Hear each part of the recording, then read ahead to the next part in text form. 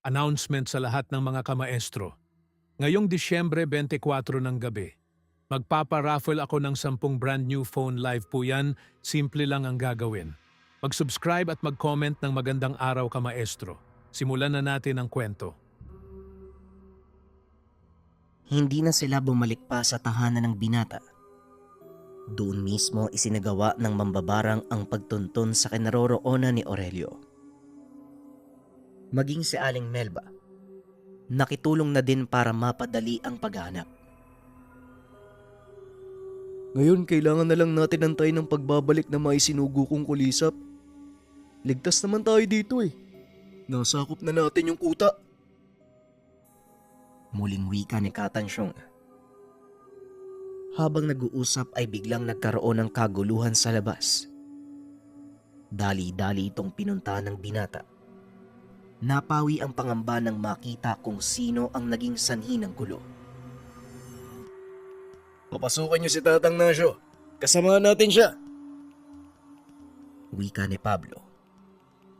Kagad namang pinapasok ng mga nagbabantay ang matanda. Mabuti naman at nagawa niyong sakupin ang kutang ito. Anong balita kay Aurelio? Tanong ni Tatang Nasyo. Hinahanap na po namin ang lokasyon niya. Inaantay po namin ang pagbabalik ng mga kulisap. At saka, Hindi na naituloy ni Pablo ang sasabihin.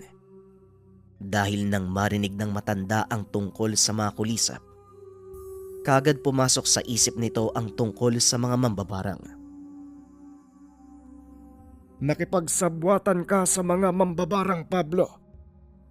Hindi mo sila kilala at maaari ka nilang traidorin. Wika ni Tatang Nasyo. ibahin mo ang mga kasama ko, Tatang. Mapagkakatiwalaan ko sila. Halika, ipapakilala ko sa'yo. Pagpasok ng kubo, kapwa ng laki mga mata ni Katansyong at Tatang Nasyo. Pareho silang nakatingin kay Pablo. Ito bang maestro mo, Pablo? Hindi ko akalaing magkikita kami uli ng taong to. Wika ni Katansyong. Hindi ko alam na tinanggap mo ang pamana ng iyong ama. Ay sana naman naging tapat ka sa pangako mo noon. Wika ni Tatang Nasyo. Ngayon pa lang, hihingi na ako ng kapatawaran. Nagpadala ako sa tawag ng pangangailangan eh. Dinukot ni Aurelio ang anak ko. Sinabi nito na kapag hindi ko sinunod yung pinapagawa niya, mamamatay ang anak ko eh. Wala ko ibang pagpipilian, Tatang Nasyo. Wika ni Katansyong. Naunawaan naman ito ng matanda. Alam niyang mabuting tao si Katansyong. Hindi na mahalaga kung ano pa ang nagawa mo, Tansyong. Ang kailangan nating isipin ngayon kung paano natin maililigtas ang iyong anak. Tugon ni Tatang Nasyo. Nagpakawala na po ako ng mga kulisap. Inaantay ko na lang pong bumalik yung mga alaga ko. Wika ni Katansyong. Malapit ng mag-umaga, ngunit ni isang kulisap ay wala pang nakakabalik. Dito na nagsimulang mag-alala si na Pablo. Nagpa siya ang binatang sila na mismo ang gagawa ng paraan para mahanap ang kinaroroonan ni Aurelio. Mabuti na lang, may natitira pang buhay sa mga kalaban. Ito ang pilit nilang pinaamin kung nasaan si Aurelio.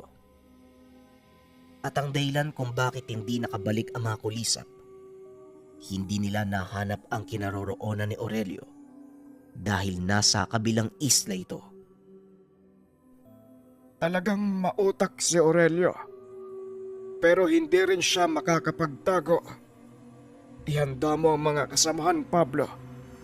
Pinuntahan ng isa sa mga kasama natin ang kakilala ko sa dalampasigan.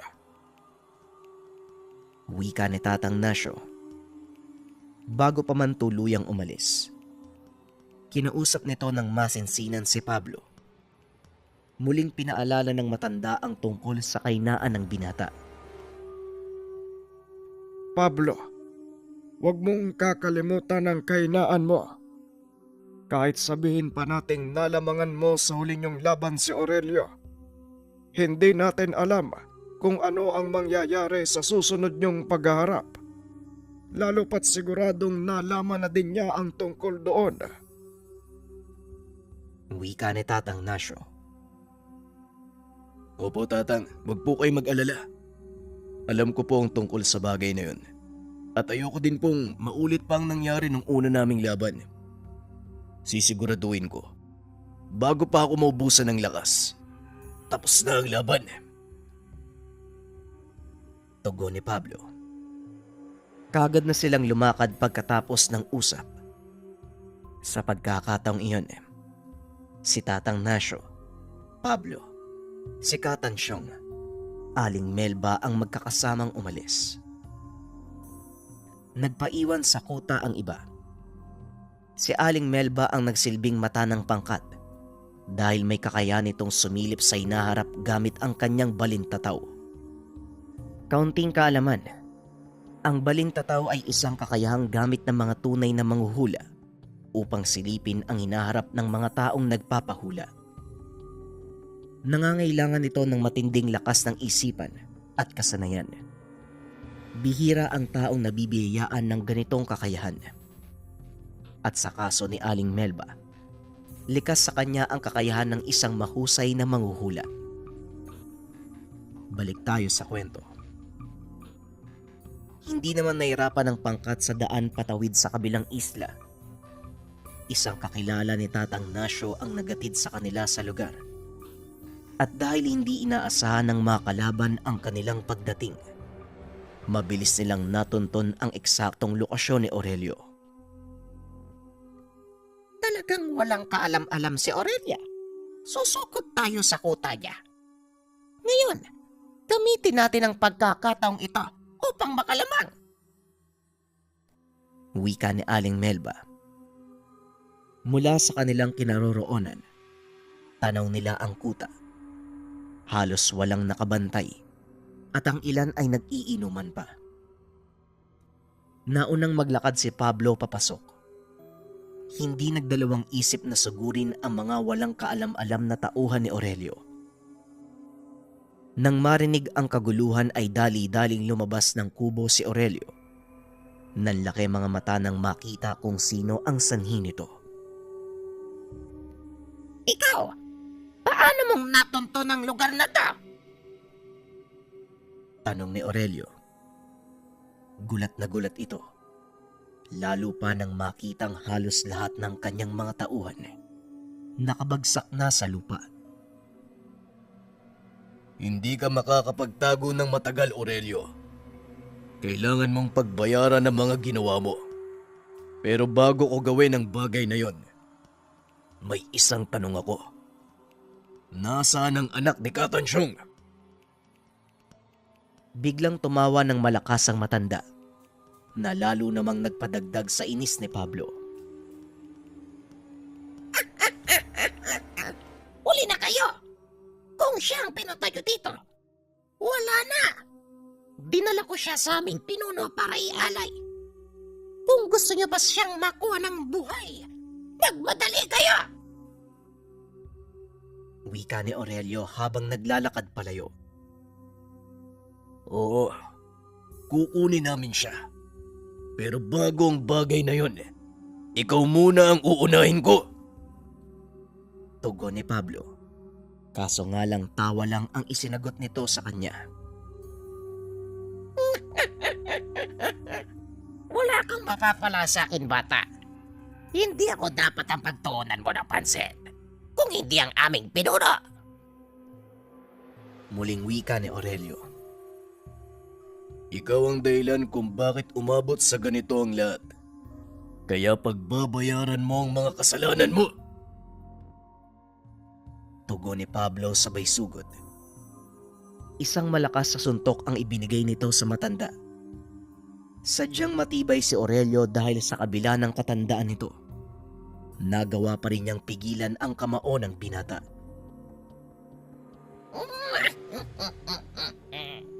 Hindi ako ganun kadaling talunin, bata. Nagawa mo man akong talunin sa una nating laban. Pero hindi na sa pagkakataong ito. Hawak-hawak nito ang kamao ni Pablo sa kanang kamay, habang ang nasa kaliwa may kung anong kinukuha sa kanyang bulsa. Nang mailabas ito ng matanda ay biglang nakaramdam ng panghihina si Pablo. Anong ginawa mo? Tanong ni Pablo. Sinabi ko na nga ba, may kahinaan ang mutyang hawak ba? Ito'y isang uri ng batong bulalakaw at may kakayahan itong basagin ng anumang kakayahan ng isang mutya. Tugon ni Aurelio. Nakita naman ito ni Tatang Nasyo, kaya kagad kumilos ang matanda upang tulungan si Pablo. Sa kasamaang palad, napakalayo ng kinaroroonan nito, kaya wala ding nagawa ang matanda. Kitang-kita niya habang unti-unting lumulod si Pablo. Masakit para sa matanda ang pagmasdang unti-unting nangihina ang mag-aaral. Ilang sandali pa, may nagbato ng sibat.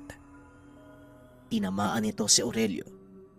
Kagad nabitawan ang hawak na batong bulalakaw. Ito ang naging dahilan para makawala si Pablo. Ngunit patuloy pa din itong nangihina. Nakatingin lang ito sa lalaking nagbato ng sibat. Nakita niya kung paano nitong pinugutan ng ulo si Aurelio.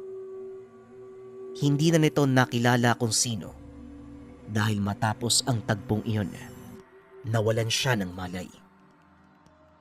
Nagising ang binata at nagulat ito dahil nasa ilalim siya ng tubig. Napakalinaw. Kitang-kita ni Pablo ang mga nilalang na nagsisipaglanguyan mula sa pinakamaliit na isda hanggang sa mga kakaibang nilalang na noon pa lang niya nakita. Sa kalagitnaan ng lawa, nakita ni Pablo ang isang bata. Dali-dali siyang lumangoy papunta sa kinaroroonan nito at nang tuluyan siyang makalapit, hinawakan ng paslit ang kanyang muka. Nakangiti lang ito sa kanya habang hawak-hawak nito ang mukha ni Pablo. Nakakita ito ng mga pangitain. Dito na nagsimulang magsalita ang bata. Ang ganda ng mundo na to, di ba? Hindi ko nga akalain na mabibigyan ako ng may likha ng pagkakataon para mamuhay dito. Nagtataka si Pablo kung paano niyang naririnig ang mga sinasabi nito gayong nasa ilalim sila ng tubig. Nang maalala, dali-dali siyang umahon. Kaso nga lang kahit anong gawin, hindi niya maabot ang ibabaw ng tubig. Hanggang sa muli niyang narinig na magsalita ang bata. Saan ka pupunta? Iiwan mo ko dito? Isama mo ko? Gaya ng lagi mong ginagawa bago ka umalis ng bahay? Hindi alam ni Pablo kung bakit nasasabi ito ng bata. Wala siyang ideya kung sino ang paslit na iyon.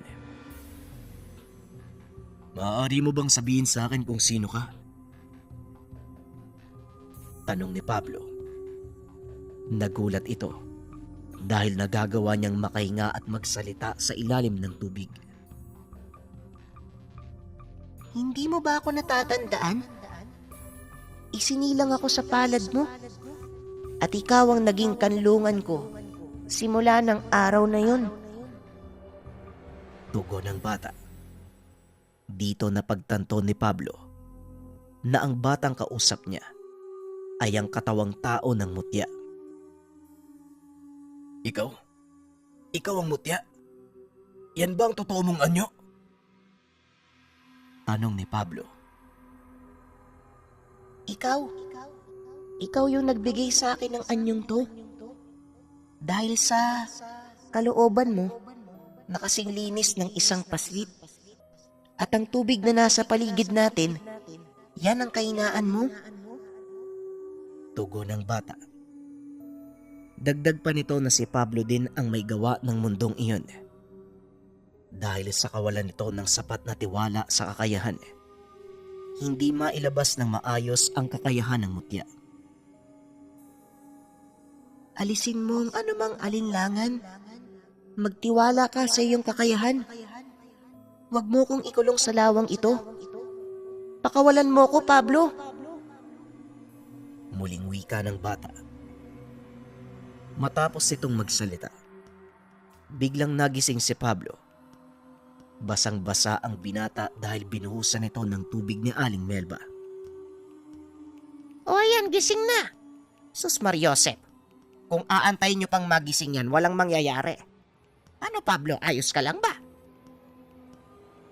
Tanong ni Aling Melba. Opo, Aling Melba. Nung wala akong malay, nakita ko yung katawang tao ng mutyang hawak ko eh. Tugon ni Pablo. Nagkatinginan ang tatlong matanda nang marinig ito. Pinaliwanag ng binata ang mga pangitain nakita. Bihirang magpakita ang mga mutya sa anyong tao.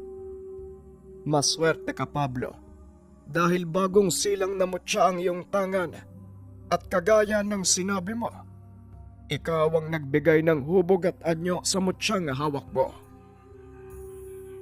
Tugon ni Tatang Nasyo. May dahilan kung bakit nakita mo ang pangitain at ikaw lang ang nakakaalam ng ibig sabihin nun. Wika ni Katansyong. Aminado po ako na pinipigilan ko ang lakas sa taglay ko dahil sa takot na marami ang maaaring madamay. Ito ang kinakatakot ni Pablo dahil alam niyang maraming hindi nakikitang elemento ang nasa paligid. At sa oras na pakawalan niya ang buong lakas ng mutyang tangan, marami sa mga ito ang maaaring madamay. Habang nag-uusap, naalala ni Pablo ang lalaking nagbato ng sibat kay Aurelio. Nga po pala, Tatang. Sino yung lalaking nagbato ng sibat kay Aurelio? Hindi ko masyadong nakita yung mukha niya eh. Tanong ni Pablo. Hindi ko rin kilala ang lalaking iyon. Pero nagpapasalamat ako dahil merong pinadala ang may likha upang iligtas ka sa tiyak na kamatayan. Naging palaisipan ito kay Pablo dahil wala na siyang ibang alam na maaaring tumulong sa kanila. O ano na? Wala na ba tayong gagawin? Baka nakalimutan yung may kailangan pa tayong iligtas. Wika ni Aling Melba. Agad nang tumayo ang binata at dinampot ang kanyang sandata. Napalingon ito sa bangkay ni Aurelio. Wala ni isa sa kanila ang nakapansin na nakatarak pa din sa katawan nito ang sibat na nakapatay sa kanya. Hinawakan ito ni Pablo at hinugot. Tinignan ang dulo at nakita ang simbolo ng samahan nila Emong. Sa isip ng binata, maaaring isa sa mga kasamahan ng namatay na kaibigan ang nagbato ng sibat na iyon. Halika, Pablo. Kailangan na nating magmadali. Medyo malayo dito ang lugar na tinutukoy ni Aurelio. Wika ni Tatang Nasyo. Agad nang naganda si Pablo sa pag-alis. Napansin naman ng mga kasama na dinala nito ang sibat. Bakit mo dinala yung sibat na yan, Pablo? Walang magagawa yan. Malakas ang depensang dasal ng mga makakaharap natin. Siguradong may panglis gamit ang mga yun. Wika ni Katansyong. Mali po kayo, Katansyong. Hindi niyo po ba naisip kung bakit tinablan ng sibat si Aurelio? Espesyal ang sibat na ito. Siguradong malaki ang maitutulong nito sa atin. Tugon ni Pablo. Hindi na nagsalita pa ang mga kasamahan dahil napagtanto ng mga ito na tama ang sinabi ng binata. Maliit lang ang islang kinaroroonan nila. Napag-alaman ni Aling Melba na yun din ang lugar na kinaroroonan ng sinasabing pinuno ng kulto. Habang nasa daan, kagad na silang sinalubong ng mga kalaban.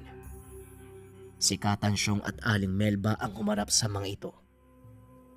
Tumuloy sa paglalakbay sina Tatang Nasyo, pati na din si Pablo. Malapit na tayo, Pablo. Handa ka na ba? Tanong ni Tatang Nasyo.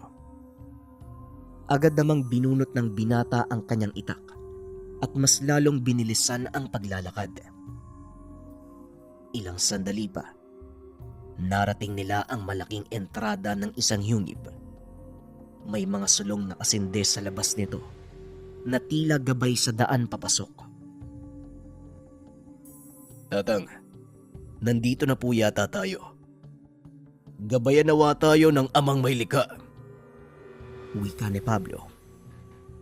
Nagpatuloy ito sa pagpasok sa yungib. Walang pagdadalawang isip na sinalakay ang mga bantay. Nang tuluyang malampasan ang mga disipulo, pinuntahan ng binata ang kaloob-looban ng yungib. Nilingon ito si Tatang Nasyo, ngunit hindi ito nakasunod sa kanya. Inikot ng binata ang tingin sa paligid. Wala itong gaanong makita dahil napakadilim at tanging mga itim na kandila lang ang nagsisilbing ilaw. Dinampot ng binata ang sulong nakatarak sa tabi upang ilawan ang lugar. Nanlaki ang mga mata nito nang makita ang kahindik-hindik na kapaligiran. Punong-puno ng mga kalansay na nakapako sa dingding ng yungib. Karamihan sa mga ito, nakasuot ng mahabang puting damit. Alam ng binata na ito ang mga bangkay ng mga kababaihang ginawang alay ng kulto. Labis na galit ang naramdaman ng binata. Habang iniisip ang hirap, takot at sakit na dinanas ng mga kaawa-awang biktima ng kulto. Maya-maya pa, isang lalaking nakatalukbong ang nagpakita. May hawak itong gintong punyal sa kanang kamay at sa kaliwa naman ay kalis na gawa sa bato. Tamang dating mo. Nakanda ng altar para sa pag-aalay. Matapos magsalita ng lalaki, kaagad nagliwanag ang paligid. Tumambad sa binata ang napakaraming disipulo. Ang buong akala nito ay nagawa niyang ubusin ang mga bantay. Ikaw ang pinuno ng kulto. Tanong ni Pablo. Tama ang sinabi mo. Matagal na kitang inaantay. Ang buhay mo ang siyang susi sa pagkamit ng walang hanggang kapangyarihan. Tugon ng lalaki. Walang hanggang kapangyarihan. Gusto mong pantayan ang kapangyarihan ng may likha. Tanging demonyo lang ang naghahangad ng ganyan. Tugon ni Pablo. Tumawa ng malakas ang lalaki. At dito nagtaka si Pablo. Pamilyar sa binata ang tawang iyon. Wala ka talagang alam sa mga bagay. Nananatili kang bangbang. Wika ng lalaki. Dito nagsimulang lumalim ang hinala ni Pablo. Anong ibig mong sabihin? Anong meron sa'yo? Tanong ni Pablo. Ngunit pagtawa lang ang tinugon nito sa kanya. Akmang susugurin na sana ni Pablo ang lalaki. Sumigaw si Katansyong. Wag, Pablo! Umatras ka! Hindi mo siya kayang talunin!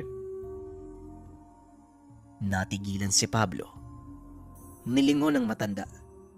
Samantalang si Aling Melba naman ay nagpakawala ng mga insekto upang lituhin ang mga disipulo. Tansyang, kunin mo si Pablo. Umalis na kayo. Walang yaka talaga, Nasyo. Sinasabi ko na nga ba, ikaw ang may pakana ng lahat ng ito.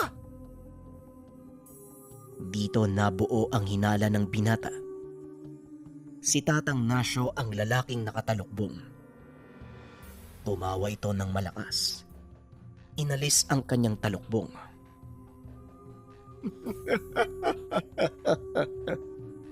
Matalas talaga ang pakiramdam mo, Melba. Dapat noon pa kita pinatay. Pero hindi. Dahil bahagi ka ng aking plano. Wika ni Tatang Nasyo. Tatang Nasyo, bakit? Pinagkatiwalaan kita. Naniwala ako sa'yo. Anong dahilan mo? Magkahalong galit at pagkalito ang naramdaman ni Pablo. Hindi ito makapaniwala na ang taong pinagkatiwalaan ay siya ding palang may pakana ng lahat. Isa pang lalaki ang lumapit kay Tatang Nasyo na labis ay kinagulat ng binata.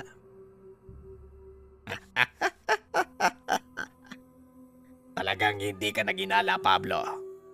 Hindi ko alam na ganyang kapurol ang utak mo. Hindi ka naginala. Yang sibat na hawak mo. Ako ang nagbato niyan. Hinayaan kong dalin mo ito para makapasok kayo sa yungib. Wika ni Emong. Hindi na nakapagsalita si Pablo. Hindi ito makapaniwala. Natatraydo rin siya ng taong pinagkatiwalaan. Pablo, huwag kang magpapadala sa galit mo. Yan ang inaantay nila. Huwag kang makikinig sa pag-uudyok ng mga yan. Wika ni Katansyong. Hindi naman sumagot ang binata. Sa halip ay binunot nito ang itak. Inilapag sa lupa. Nang mga sandaling iyon ay tanging sibat lang ang hawak niya. Itinutok ito ng binata kay Emong at saka pa lamang nagsalita. Yung taong tumulong sa akin. Ikaw ba yun? Ikaw ba ang bumato ng sibat na to? Tanong ni Pablo. Mahinahon ang titig nito. Nalabis namang ipinagtaka ni Tatang Nasyo. Tama ka, Ulupong. Ako nga ang tumulong sa'yo. Tugon ni Emong. Pero bakit mo pa ako tinulungan? Ano ang dahilan mo? Tanong ni Pablo. Hindi pa ba malinaw sa'yo, Pablo? Tinulungan kita dahil kailangan mong mabuhay. Wala kang silbi kung mamamatay ka.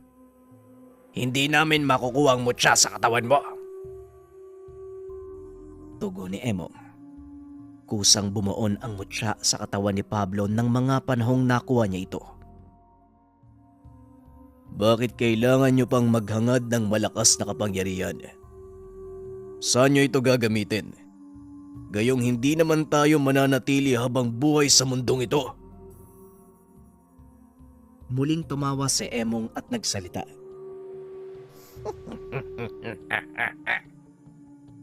Yun nga mismo ang dahilan kung bakit naghahangad ako ng malakas na kapangyarihan. Buhay na walang hanggan, Pablo.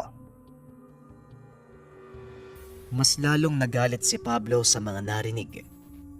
Hindi nito lubos akalain na magagawa ito sa kanya ng mga taong pinagkatiwalaan. Kaibigan ng turing ko sa'yo, Emong. Ipinagluksa ko pa ang kamatayan mo. Hindi ko akalaing magagawa mo ito. Pasensya na. Pero hindi ako makakapayag na mapasayo ang mutya. Tugon ni Pablo. Para namang may magagawa ka. Tignan mo kung nasaan ka, Pablo. Nasa loob ka ng aming teritoryo. Wika ni Emong. Sumingit sa usapan si Aling Melba. Oy, paano kung sabihin ko sa'yo na meron? Matapos itong magsalita, kagad napuno ng maliliit na insekto ang buong kuweba. Dali-daling hinila ni Katansyong si Pablo palabas ng yungib. Mahihirapan ka makipaglaban dito sa loob. Dome nila to eh. Mas mabuti kung sa labas natin sila lalabanan. Wika ni Katansyong. Patuloy na nagpupumigla si Pablo. Ngunit wala na itong nagawa. Hindi ko papalampasin ang ginawa nila. At mas lalong hindi ako makakapayag na magtagumpay sila sa mga plano nila. Tugon ni Pablo. Ilang sandali pa ay lumabas na ng yungib sina Emong. Walang pagdadalawang isip na sinugod ng binata ang dating kaibigan. Nagawang pigilan ni Emong ang atake. Kaso nga lang napatras ito ng ilang hakbang dahil sa sobrang lakas ng suntok ng binata. Ganyan nga. Ilabas mo ang galit mo, Pablo. Wika ni Emong. Hindi galit ang ipaparamdam ko sa'yo. Pasensya na. Pero sa kabila ng ginawa mo, hindi ko magawang magalit sa'yo eh. Salip naaawa ako dahil sa naging mentalidad mo. Dahil sakim ka, kinalimutan mo ang pagkakaibigan. Tugon ni Pablo. Sabay tulak kay Emong. Muling nagsalpukan ng dalawa. At dahil sa lakas ng pagtama ng kanilang kamao, halos mahawi ang mga maliliit na puno. Tuloy-tuloy ang kanilang sagupaan at halos hindi nagkakatamaan ang dalawang panig. Puro salag at ilag ang nangyari. Kaso nga lang biglang lumusot ang kamao ni Emong sa pisngi ni Pablo. Dahilan para mapatras ito. Kaso nga lang kahit maliit na galos wala ang binata. Pasensya na. Pero hindi ako magagawang sugatan ng dahil lang sa mahinang atake mo. Wika ni Pablo. Kalmado pa din itong nakikipaglaban. Ngunit kahit ganon ramdam ng lahat sa paligid ang pinapakita nitong lakas. Maging ang mga elementong naninirahan sa lugar, napipilitang lumikas dahil sa pinsalang nagawa nila sa paligid. Ilang sandali pa naglabasan ang mga disipulo ni Tatang Nasyo. Kaagad ding kumilos ang dalawang mambabarang upang pigilan ang mga ito na makisali. Naglabasan ang makamandag na insekto mula sa ilalim ng lupa at kinuyog ang mga kalaban. Ituloy mo lang ang laban, Pablo. Huwag mo kaming alalahanin. Kami nang bahala sa mga kalaban. Wika ni Aling Melba. Itinuloy ni Pablo ang sagupaan. Sa pagkakataong iyon, kitang-kita ni Katansyong na hindi nagpipigil ang binata sa mga binibitawan nitong atake. Habang tumatagal, unti-unting nagbabago ang paghinga ni Emong. Mapaghahalata ang nakakaramdam na ito ng pagod. Anong problema, Emong?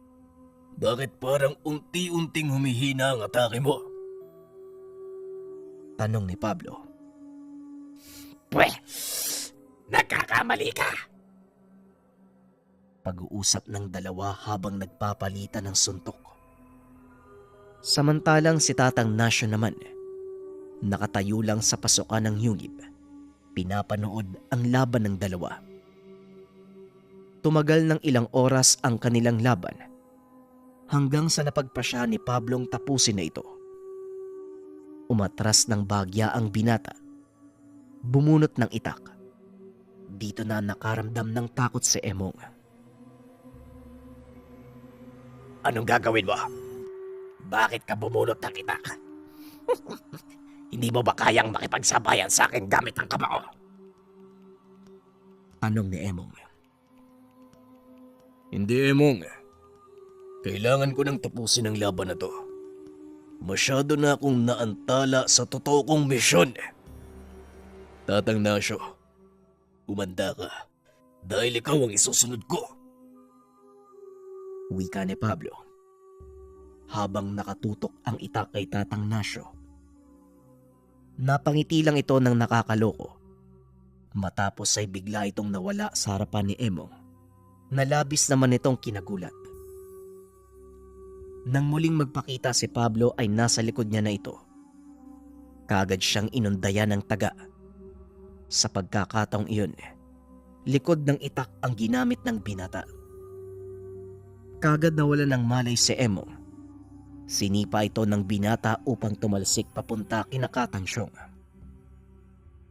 Ngayon, Tatang Nasyo, nasaan ang anak ni Katansyong?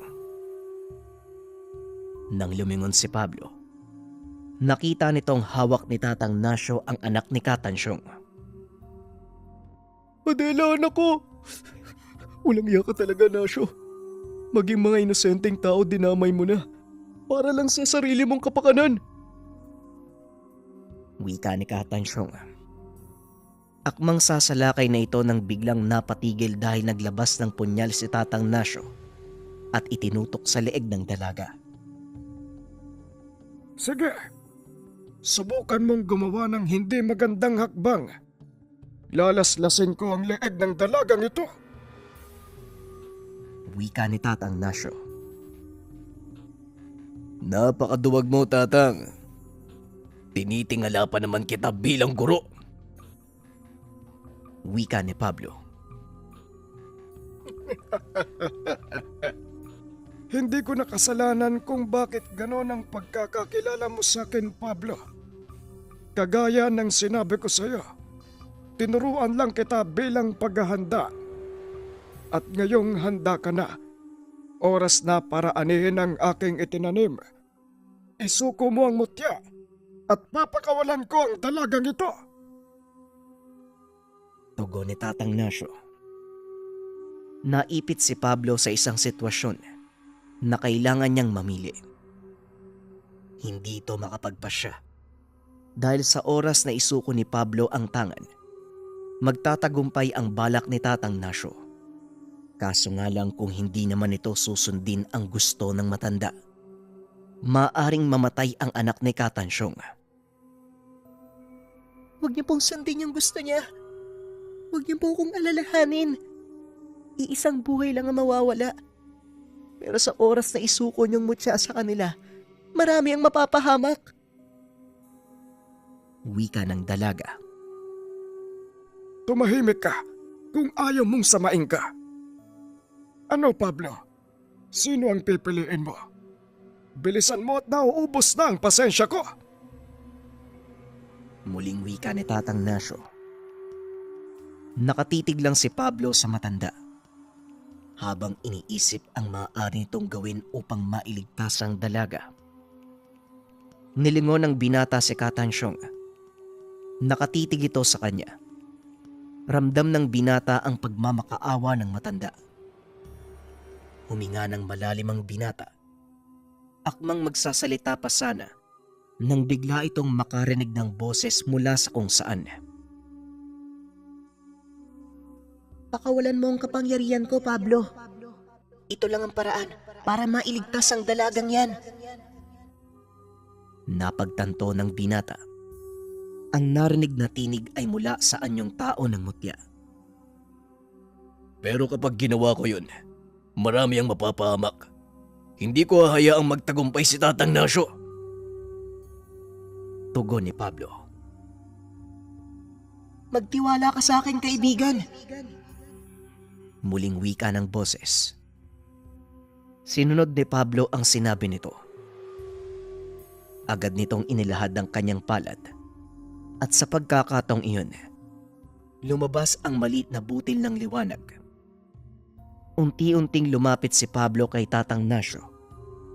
At nang maigit 1 metro na lang ang layo nito kay Tatang Nasyo, hiniling ng binata na pakawalan si Adelia.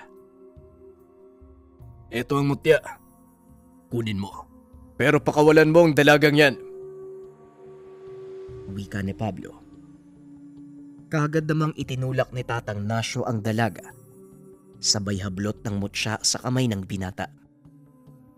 Nakangiti ito ng nakakaloko habang pinagmamasdan ang nakakabulag na liwanag ng mutya sa kanyang kamay.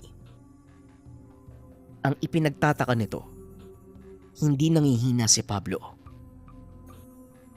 Teka, bakit hindi ka nangihina? Anong nangyari? Napataas ng kilay ang binata at nagsalita. Yan din ang tanong ko, Tatang. Pero bakit ka nag-aalala? Hindi ba? Ito ang gusto mo nung una pa lang. Ayan, nasa iyo na ang kapangyarihang hinahangad mo. Matapos magsalita, kaagad tumalon palayo ang binata. Nang makalayo na ito ng husto, unti-unting naglabasan ang mga elemento sa paligid. Lumapit ang mga ito sa matanda hanggang sa tuluyan siyang napalibutan ng napakaraming nilalang mula sa kabilang dimensyon. Ganyan nga. Sige, lumapit kayo sa akin at maging kaisa ko sa aking tagumpay. Wika ni Tatang Nasyo. Samantalang sa kinakatayuan naman ni Katang Syong, lubos itong nagpapasalamat dahil nagawang iligtas ni Pablo ang kanyang anak. Kaso nga lang nag-aalala ito dahil ibinigay ng matanda ang mutsyang tangan sa kalaban. Bakit mo piniling iligtas ang anak ko? Hindi mo ba alam na mas maraming mapapahamak dahil sa desisyon mo? Tanong ni Katang Syong. Huwag po kayong mag-alala, Katansyong. Ako po ang bahala. At isa pa, hindi ko naman pwedeng hayaan na may mamamatay nang dahil sa sarili ko lang ang iniisip ko. Kagad nitong ibinaling ang tingin kay Tatang Nasyo. Patuloy pa din ito sa pagsasaya. Kaso nga lang, unti-unti ay napapalitan ng mga sigaw ang kanyang halakhak. Hanggang sa tuluyan na nga itong nakakaramdam ng sakit dahil unti-unti siyang kinakain ng mga elementong nakapaligid. Ngayon, alam mo na ang kaibahan natin, Tatang Nasyo. Alam mo sa sarili mong ako ang piniling kanlungan ng mutya at hindi ito pwedeng mawalay sa akin. Kung sakaling mapas sa kamay man ito ng ibang tao, kaagad silang dudumugin ng mga elemento. Wika ng binata habang pinagmamasdan ang matandang unti-unting inuubos ng mga elemento. Ilang sandali pa, kusang bumalik ang mutya sa katawan ni Pablo. Papaalis na sana sila ng lugar nang biglang nagkaroon ng malakas na pagsabog mula sa loob ng yungib. Napalingon ang binata. Laking gulat nila dahil isang nilalang ang unti-unting lumalabas mula sa hukay na gawa ng pagsabog. Mabaging langit! Ano ang nilalang na yan? Tanong ni Katang Syong. Halos madapa ito sa kakatras. Maging ako. Ngayon ko lang din nakita ang halimaw na yan. Tugon ni Pablo. Kung ano man ang nilalang na yan, sigurado kong likha ito ng demonyo. Wika ni Aling Melba. Mauna na po kayo. Kailangan niyo makalis sa isla. Ako na po ang bahala dito. Wika ni Pablo. Siguradong hindi mo kakayanin mag-isa yung nilalang na yan. Melbang mabuti pa. Kayo nang mauna ni Adelia. Wika ni Katang Syong. Mag-iingat kayo, Pablo. Hindi biro ang kalaban niya. Matapos ang pag-uusap ng tatlo, dali-dali nang umalis sila Aling Melba. Samantalang sina Pablo at Katang Syong ay hinarap ang nilalang. Sa likod na lang po kayo, Tatang. Ako na po ang makikipagmano-mano sa nilalang na yan. Napakalaki ng nilalang. Halos 3 beses ang tangkad nito kumpara kay Pablo. Kulay pula ang balat. Merong malaking sungay at nababalot ng mga mata. Hindi makapasok ang atake ni Pablo dahil sa kabila ng laki. Napakaliksi nitong kumilos. Halos hindi makasabay ang binata sa bawat galaw nito. Muling umatras ang binata. Pagbalik sa kinaroroonan ni Katang Syong. Hindi pwedeng ganito. Kailangan makahanap ako ng paraan para mapuruan ng nilalang. Wika ni Pablo. Kaagad namang kumilos si Katansyong. Nagpakawala ng napakaraming insekto upang bulagin ang mga mata ng nilalang. Nagkumpulan ang mga ito sa ulo at saka pa lamang nakagawa ng paraan si Pablo para makapasok ang kanyang mga atake. Tinamaan ito ng binata sa bandang dibdib. Bagyang napatras ang nilalang habang pilit na inaalis sa mga insektong nakadapo sa kanyang mga mata. Napangiti si Pablo dahil alam niyang nararamdaman ng kalaban ang mga atake. Isang malakas na atake pa. Siguradong mapapabagsak ko ang nilalang na ito. Wika ni Pablo. Muling inulit ni Katansyong ang pagpapakawala ng mga insekto. Ganon din ang ginawa ni Pablo. Dali-dali nitong inundayan ng sipa ang nilalang habang papatayo pa lang ito. Muling bumagsak ang halimaw. Kinuha ng binata ang pagkakataon upang damputin ang sibat na humagis palabas sa yungib nung nagkaroon ng pagsabog. Tumalon ito ng mataas. Inumang ang sibat sa dibdib ng kalaban.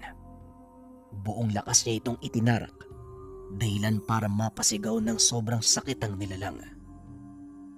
Muling pinunot ng binata ang sibat. Tumalon palayo sa kalaban. Pinakiramdaman nito ang susunod na kilos ng nilalang. Iba na ang itsura ni Pablo. Tila isang anghel na merong pakpak.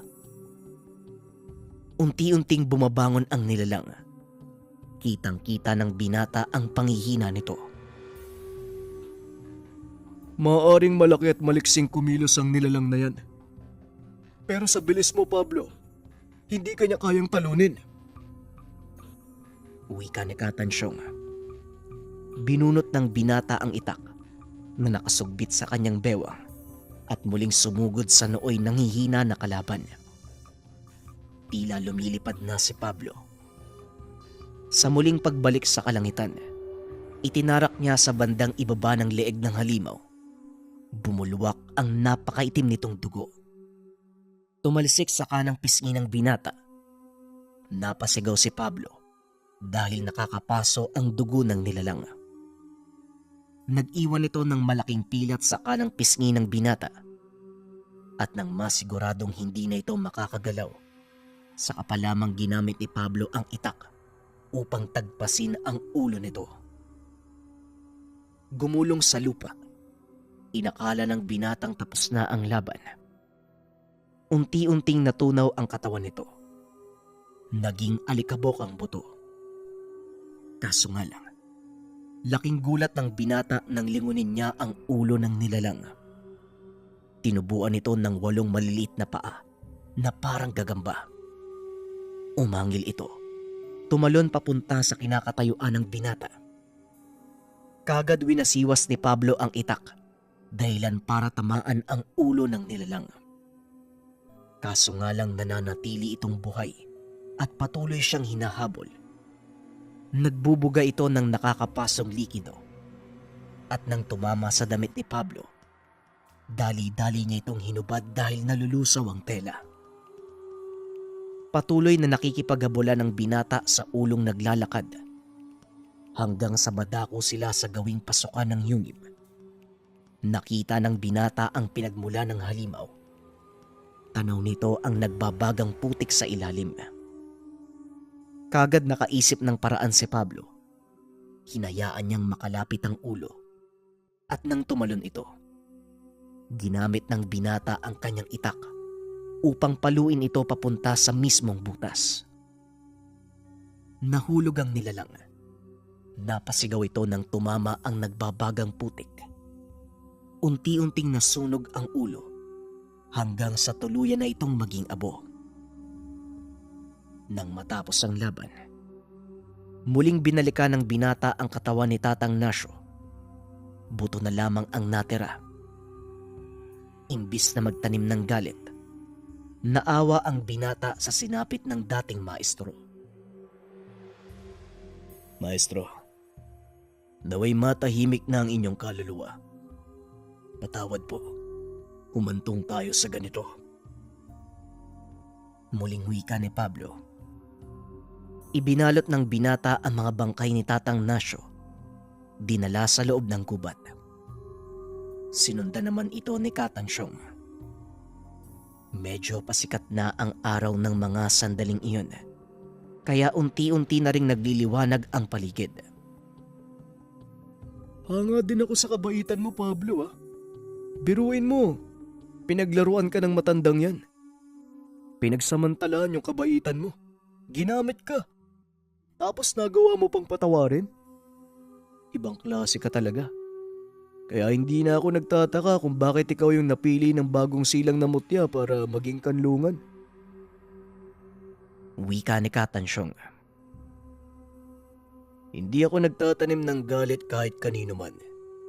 Kahit sabihin pa nila na ginamit lang ako. Yan ang aral na gusto kong matutunan ng lahat. Maaaring nalamangan tayo sa isang bagay, pero kung mabuti ang iyong hangarin, habang buhay ka nilang maaalala. Habang buhay silang babangungutin kung paano nila ginamit ang iyong kahinaan upang makalamang sila sa kapwa. May amang may likha na nagtitimbang na patas na karapatan para sa lahat. Darating ang panahon, magbabayad sila sa kasalanan nila. Yan ang nangyari kay Tatang Nasyo. Wika ng binata. Nang matapos ang paglilibing sa dating mga kasamahan, kaagad na din silang umalis sa lugar. Tuwang-tuwa ang kanilang mga kasamang naiwan dahil nakabalik ng ligtas si Pablo at ang iba pa. Maraming salamat sa tulong mo, Pablo ah. Kung hindi dahil sa'yo, wala nang anak ko. Wika ni Katansyong. Maging ang anak nito, labis ding nagpapasalamat sa ginawang pagligtas sa kanya ng binata. Makalipas ang ilang taon, namuhay ng payapa ang binata sa kanilang bayan. Tuloy pa rin ang kanyang panggagamot. At mas lalo pang dumami ang kumikilala sa kanyang husay. Hindi lubos sa kalain ni Pablo na mula sa isang simpleng pagtulong, magkakaroon siya ng pambihirang obligasyon sa amang may likha. Sa kasalukuyan, walang nakakaalam ng totoong lokasyon ni Pablo. May mga nagsabing tinahak ng binata ang daan ng pagiging ermitanyo, ngunit may ilang ding nakapagsabi na patay na ito. Ganun pa man, bago tuluyang nawala si Pablo, may naiwan itong ilang mag-aaral na nagpapatunay ng taglay na kakayahan na minsang nabuhay si Pablo sa ating mundo na may gabay na kerubin.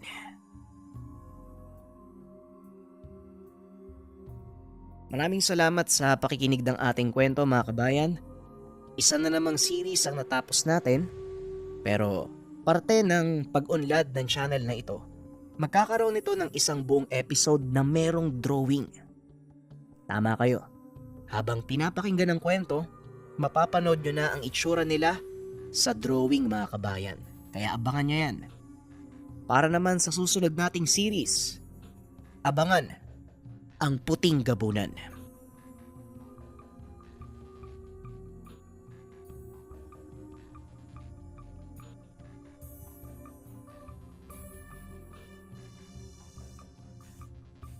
Ang Ninuno.